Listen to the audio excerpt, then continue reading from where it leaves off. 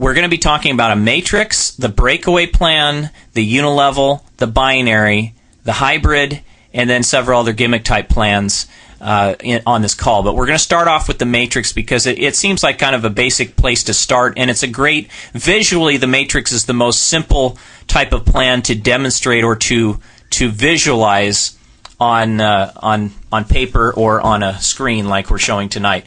Basically, you have yourself at the top, little star-bellied Sneetch here, for those Dr. Seuss fans. Here's a star-bellied guy, and he's got 3 distributors placed on his front line. We're going to say this is a him. It looks a little masculine here. So he's got 3 distributors placed on his front line, and each of those have 3 distributors placed on their front line. This is a 3x2 matrix, meaning you put 3. 3 is the number of people per level, and 2 is how many levels deep. So 3 by 2. You go 3 wide, 2 deep. Okay, so that's the 3 by 2. Now we'll go to a 7 by 2 over on the right-hand side here with 3 by 2s on the left. The 7 by 2 is on the right. So we got 7 people now on the front generation and 2 on each of their groups. Or excuse me, this isn't a 7 by 2.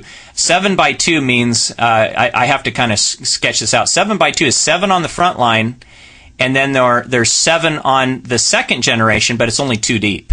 So our graphic doesn't really represent that, but we didn't have space to put the 7 down there. So you 7 on the front line, 7 on the second generation, and it's only 2 deep. Now, on a I have down listed at the bottom of this page the most common matrix configurations that I've seen in the industry over the last 15, 20 years. We got the 2x9, the 2x12. Those are very common. The 3x9 I've seen. And then on the right-hand side, probably the most commons are the 4x7s. We do have a very popular 5x7 in the industry that is the one that has, the only one that's really survived, and the 7x2 matrix. So this is basically how the matrix pans out over. And now there's many other types of matrices, but basically all you have to look at is the 2. The first number here represents how many people wide, and the second number represents how many deep. So wide and deep, not deep and wide, deep and wide, but wide and deep. Like the song. Wide and deep. Now, let's talk about a little bit of the good and the bad. We're not going to talk about too much of the ugly because I didn't put that frame in tonight, but the good and the bad. The good of the matrix is it's easy to explain. I mean, look at this diagram on the left here. Your 3x2 matrix, so easy to explain. You have 3 on your front line, 2 on the, 3 on the second, 2 levels deep. Very easy. You fill in the rows, no problem. Okay? Great. It looks great on paper. You can show people how, you can, if you fill out this 7x2 matrix, or if you fill out this, better yet, like a 3x12 matrix, where you get some really heavy numbers on the 12th generation, you're going to be making $20,000 per month. Okay? So it looks great on paper. And the spillover factor. With a matrix, you'll see here that we have these individuals on the front line, and I'm going to get my handy little pointer here. We got these individuals on the front line, okay? And they each have people underneath them. Well, typically what happens is you in the matrix, let's say you sponsor these first 3. 1, 2, 3 people are your personal sponsorships. And let's say that you're a top leader. You're going to sponsor more than 3. You're going to sponsor, let's say you sponsor 20. So you sponsor number 4 here, 5, 6, 7, 8, 9. You just keep going, 10, 11, 12. You sponsored 12 people already. And nobody else has sponsored anybody yet. Now, your idea is, wow, I sponsored 12. I filled up my first 2 generations. If everybody else sponsors 12, I'm going to push this baby out to my, 4th, 5th, 6th generation. I'm going to fill that up, and I'm going to start making some great money. In theory, that's great. It's wonderful theory. The problem is when people are getting something for nothing, typically what happens is they start not doing anything. They get lazy. The bad is that it starts to breed laziness. So spillover is a good thing. Spillover is also a bad thing. It's a good thing for the lazy person. It's a bad thing for the person who's hardworking because they're losing out on commissions that should be theirs.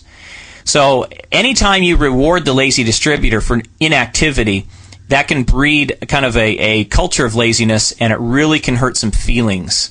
The people who work hard feel like they're getting ripped off. The people who aren't working at all are getting paid, and it creates a really strange incentive there. So it gets kind of weird. And then the third thing, and this is the number one reason that I avoid the matrix plan, is the matrix plan has a very horrible track record. No company has ever survived the matrix plan. No company has ever survived the matrix plan. That should be reason enough to grab your wallet and run when you see a company that has a matrix compensation structure.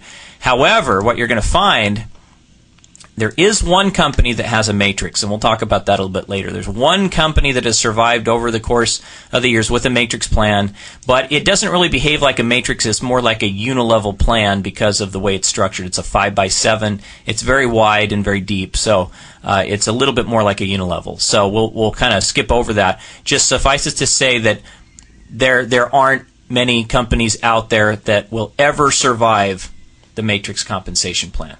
In my book, we go through this in detail, absolute detail. As a matter of fact, in my book on tape that is now available at dcfalter.com, you can actually listen to an entire, I think it's about an hour dedicated to, maybe an hour, more than an hour, about an hour dedicated to the same information. Basically what we covered tonight, it kind of goes into that, but it's the reading of the book itself, so there's information we did not cover tonight that we go into on the book on tape, and we also go into it in total detail in the actual book. The book, if I read the entire book, it'd probably be about more like 10 hours. So it's pretty detailed information. The book is not out yet. It will be out this summer. You can pre-order the book for a discount.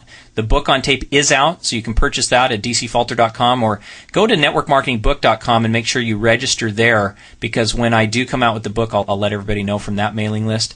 With that said, I'd like to thank you for joining us on this call. And again, for those of you who joined us late, I'll let you know that I do these calls every week, Tuesday nights.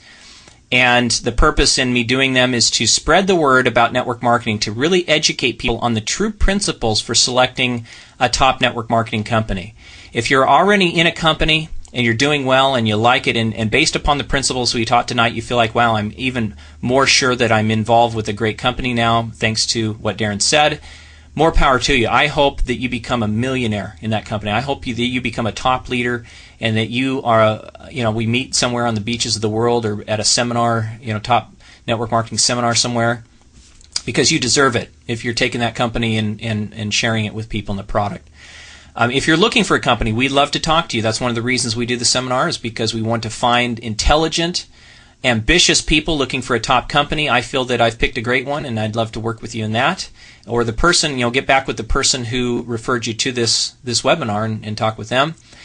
And third reason we do this is we just want to give back to people. We've been very blessed in this industry, and we want to give back. So thank you so much for joining us on this webinar.